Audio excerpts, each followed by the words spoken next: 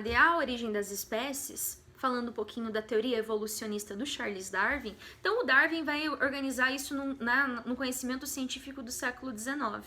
Então, o que essa teoria vai dizer lá na origem das espécies? Que as espécies mais adaptadas, que possuem características mais apropriadas para o meio, elas sobrevivem. O que isso quer dizer? Que ao longo do tempo as pessoas, né, os seres foram se adaptando às suas condições. Então, por exemplo, os animais que vivem, né, no ambiente aquático, eles vão construindo um conjunto de elementos do seu corpo adaptados ao meio. Então, por exemplo, os peixes, alguns peixes não respiram, né?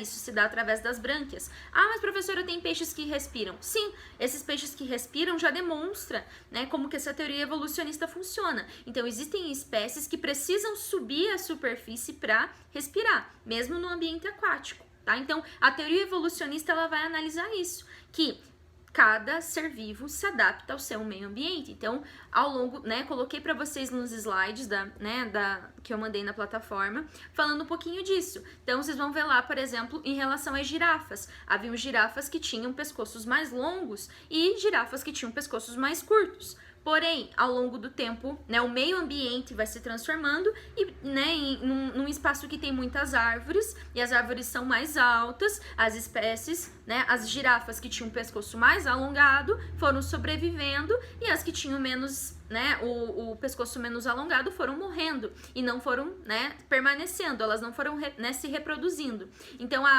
quer dizer o quê? Que haviam girafas de pescoço curto e girafas de pescoço longo? Sim, né, de acordo com a teoria evolucionista, sim. Mas, na condição do meio ambiente, que as girafas, né, se organizaram, as espécies de girafas que possuíam, né, o pescoço mais alongado foram mais adaptadas àquele meio ambiente, tá? Então, a teoria evolucionista vai dizer isso. Por que a teoria evolucionista vai dizer isso? Ela vai basear em vários estudos. Isso é importante para entender o desenvolvimento da espécie humana. Então, nós também evoluímos. Então, de uma espécie mais simples, tá? Os primeiros hominídeos. Né? Então, a gente vai vendo que o primeiro hominídeo que é encontrado, o fóssil mais antigo, é do Australopithecus, tá? Que é um ancestral. Não quer dizer, gente, que nós descendemos do macaco. Tomem cuidado.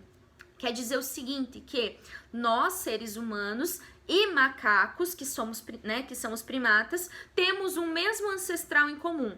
Esse ancestral vai dar origem, de um lado, aos seres humanos e de outro aos primatas, né, aos macacos. Não quer dizer que a gente descende do macaco, não, tá? A gente tem o mesmo ancestral em comum.